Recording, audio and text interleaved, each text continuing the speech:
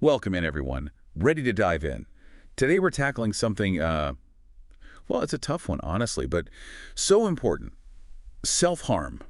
Yeah, definitely a topic that needs more, open conversation. Absolutely. Right. And that's our goal today, right? We're diving deep into this article, and I really think getting a clearer picture of what self-harm is and isn't can help us support those who need it most. 100%. So the article starts off, and this really struck me. It says self-harm, it's not actually about wanting to die. Right. It's more about trying to cope with, like, really intense emotional pain. Yeah, it's like almost a way to manage or escape from those feelings when they just get to be too much. Exactly, like finding a way to release the pressure when things feel unbearable. And, especially here in the UK, it's something we see a lot, sadly.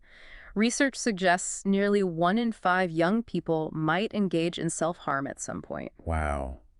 That's a really powerful statistic. It is. And it highlights just how crucial it is to talk about this openly, to create a more understanding and supportive environment for everyone involved. It's like, imagine a pressure cooker, right? When someone's holding all of this stuff inside, all of these overwhelming emotions, anxiety, sadness, maybe even trauma they haven't processed, self-harm can feel to them like the only way to release that pressure. Yeah, it makes sense in a way, as strange as that sounds. Like when everything feels chaotic, the physical pain gives a sense of control.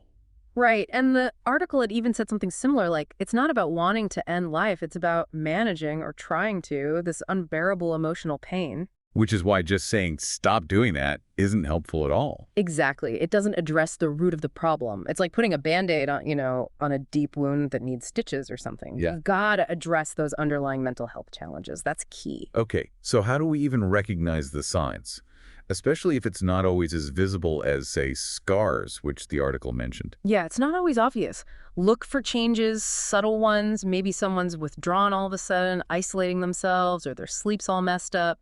Eating habits, too, those can be red flags. Even getting more irritable, snapping at people more than usual, could be a sign something's up. So we need to be more aware, like learning to recognize those unspoken cries for help, basically. Which, speaking of, the article also brought up triggers, things that can make someone more likely to self-harm. And those can be so different for everyone. I mean, we often think of like emotional triggers, intense sadness, anger, that kind of thing. But even what we might consider good changes, like, I don't know, starting a new job, moving to a new city, it can be a lot to handle, trigger those overwhelming feelings. Everyone's got their own unique set of triggers, and understanding that even if we haven't been there ourselves can make a world of difference in supporting someone, right? 100%. Because if we get it, those triggers, then we can be more sensitive, more proactive, maybe even help them, anticipate those situations, head them off before they escalate. Creating that safety net. Which reminds me, the article did have a hopeful message, and I think it's important we highlight that. Recovery is possible. It absolutely is. It's not easy, I'm not going to lie, but with the right kind of support, people can heal. And often that support comes from two main places, really. The first is professional help. Like therapy is designed specifically for self-harm. I remember it mentioned CBT and DBT. Yes. CBT, that's cognitive behavioral therapy, helps people identify those negative thought patterns that contribute to self-harm. It's about learning to challenge those thoughts, find healthier ways to cope. So retraining your brain, basically. Exactly. Then there's DBT, dialectical behavior therapy, and this focuses more on managing those really intense emotions and building better relationships, especially helpful for people who feel things very, very deeply. So it's two sides of the same coin. You've got the professional help, giving people tools to work with, and then Support system, friends, family, that's crucial. Sometimes the most powerful thing you can do is just be there. Listen without judgment, offer a shoulder to cry on, remind them they're loved for who they are. one thing that stuck with me from the article was be patient. It takes so much courage to reach out, to even begin that journey. And it's not always a straight line, There will be setbacks. It's about being that constant, even when it's hard. But it doesn't all have to fall on, just friends and family. There are organizations, resources specifically there for people who self-harm. Right. And the article actually listed quite a few, both here in the UK and online. It felt really important to highlight those because knowing where to turn, that can be a lifeline. It really can. So for anyone in the UK, a good place to start is the NHS trusts. They've got dedicated mental health services, including support tailored for self-harm. That's good to know. And I'm sure for some people, being able to connect with others who understand That shared experience can be so helpful. Are there support groups as well? Absolutely. It's a fantastic mental health charity. They've got a network of support groups all across the UK. And their website, tons of information and resources. What about for people who might not be ready for face-to-face yet? Are there good online options too?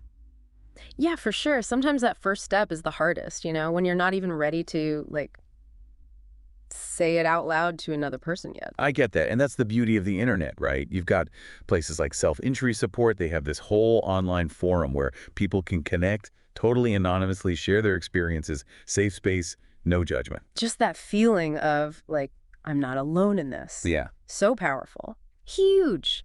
And if you're looking for something, I don't know, maybe a bit broader, Health Unlocked, they have this whole social network, but dedicated to health stuff, with groups specifically for self-harm.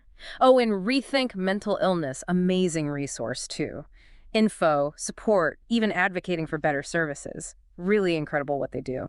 It's amazing to see so many places people can turn to.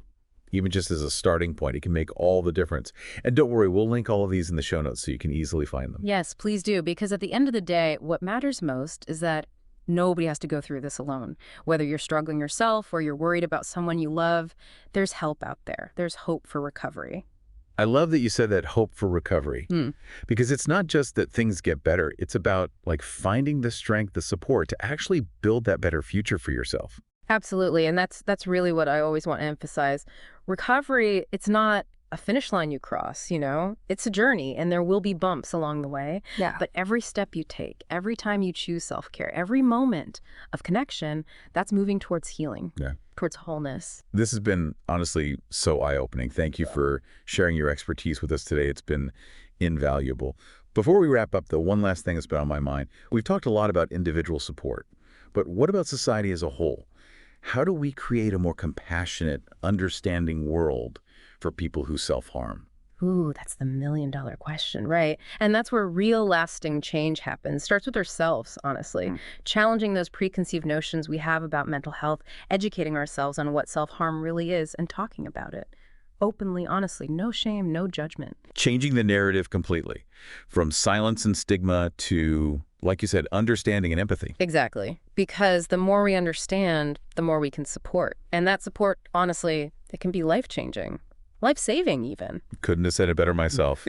And on that note, to everyone listening, thank you for joining us for this incredibly important deep dive. Remember, you are not alone. Reach out, find your support system, and never give up hope.